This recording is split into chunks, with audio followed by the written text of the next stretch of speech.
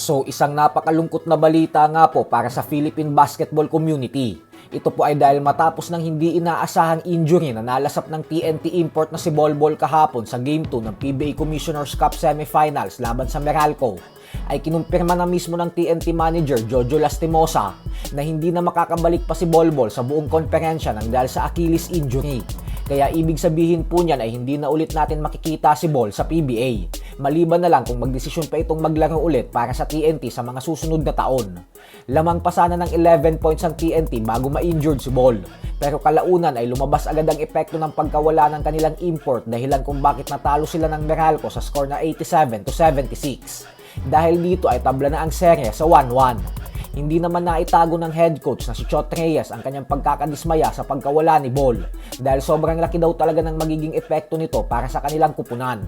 Kahit naman daw may pumalit na import ay mahihirapan umano sila ng gusto sa adjustments kasi hindi pa nito alam ang kanilang sistema at mga ginagawa sa loob ng court. Kaya mas mabigat at matinding hamon daw ito para sa kanila upang makalusot sa semifinals at madepensahan ang kanilang kampyonato sa Commissioner's Cup. Pero giit ni Reyes na ganyan daw talaga ang buhay sa basketball, parte na daw talaga ang injury. Ganun pa man ay pinangalanan na po ni Jolas ang dalawang posibleng papalit bilang import nila at ito nga po ay sina Marquis Chris at Darius Days. Ang problema umano ay pareho pang nasa Amerika ang dalawa. Kaya naman inaantay ni Jolas ang kumpirmasyon sa kanilang mga agents kung gaano sila kabilis makakalipad papuntang Pilipinas. Si Darius Days ay dati nang naglaro para sa TNT, habang si Chris naman ay isang former NBA player and first round draft pick.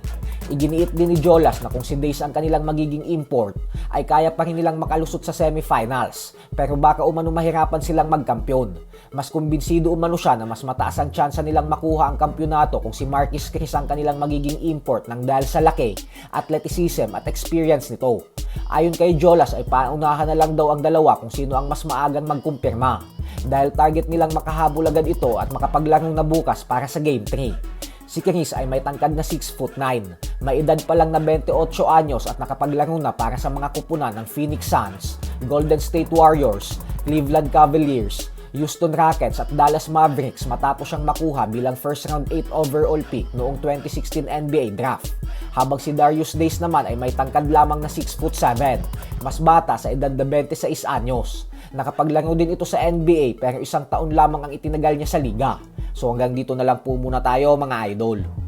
Huwag pong kakalimutang mag-subscribe sa ating pangalawang channel na Sports Talk PH 2.0 dahil ang channel po na ito ay para sa araw-araw na basketball updates. Yung main channel po kasi natin na Sports Talk PH na siyang may 1 million YouTube subscribers ay pang boxing updates po yun.